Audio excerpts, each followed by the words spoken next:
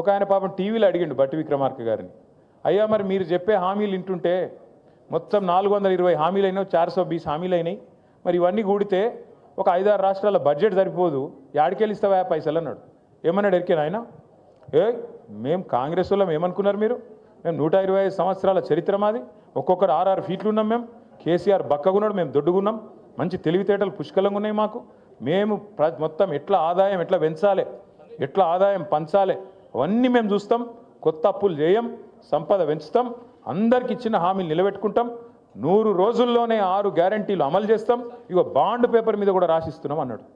ఇవాళ మీరు చూసింటారు పేపర్లో వార్త వచ్చింది, పిల్లలకు వీళ్ళు ఫీజు రీయింబర్స్మెంట్ ఇస్తలేరు, సర్టిఫికెట్లు ఇస్తలేరు కాలేజీలో, వీళ్ళు ఫీజు రీయింబర్స్మెంట్ కట్టాలి కదా. రాజశేఖర్ రెడ్డి గారు ఉన్నప్పుడు ఒక పథకం తెచ్చిండు, మంచి పథకం. ఏంటిది అది?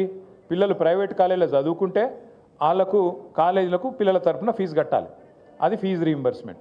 మన గవర్నమెంట్ వచ్చినప్పుడు, కేసీఆర్ గారి గవర్నమెంట్ వచ్చినప్పుడు కాంగ్రెస్ వాళ్ళు, అప్పుడున్న కాంగ్రెస్ ప్రభుత్వం మన మీద ఒక 3,000 కోట్ల బాకీ ఇడిచిపెట్టిపోయింది.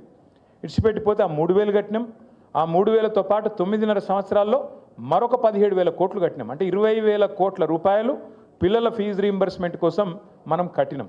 అంతేగాని కాంగ్రెస్ వాడు ఇడిచిపెట్టిపోయిన బాకీ కాంగ్రెస్ వాడు కట్టాలి, నాకేం సంబంధం అని మనం అనలే. బరాబర్, ఎందుకంటే గవర్నమెంట్ అనేది కంటిన్యూగా ఉండాలి. ఒకరు ఉంటాడు, నెక్స్ట్ ఇంకోటి వస్తాడు, అటెంకి ఇంకోటి వస్తాడు, ఎవరున్నా ప్రజలకు ఇచ్చిన వాగ్దానం అమలు చేయాలి. కాబట్టి మనం కట్టినాం, 10 ఏళ్లలో 20,000 కోట్లు కట్టినాం. నిన్న వీళ్ళు ఏమంటారు ఎరికైనా కాంగ్రెస్ వాళ్ళు? డిప్యూటీ సీఎం, ఏ డిప్యూటీ సీఎం అయితే మాట ఇచ్చిండో మాకు తెలుసు, 100 సంవత్సరాల పార్టీ, 120 సంవత్సరాల పార్టీ, రాష్ట్రాన్ని ఎట్లా నడపాలో మాకు తెలిసినట్టు ఎవరికి తెలియదు అని చెప్పిన పెద్ద మనిషి నిన్న చెప్తున్నాడు, మీకు ఫీజు రీయింబర్స్మెంట్ ఇచ్చినందుకు మా అక్కడ పైసలు లేవట విద్యార్థులకు. అంటే ఎంత అన్యాయం అంటే 13 లక్షల మంది విద్యార్థులు, ఒక్కరు కాదు ఇద్దరు కాదు, 13 లక్షల మంది విద్యార్థులకు ఇలా శటగోపం పెడుతున్నది కాంగ్రెస్ పార్టీ.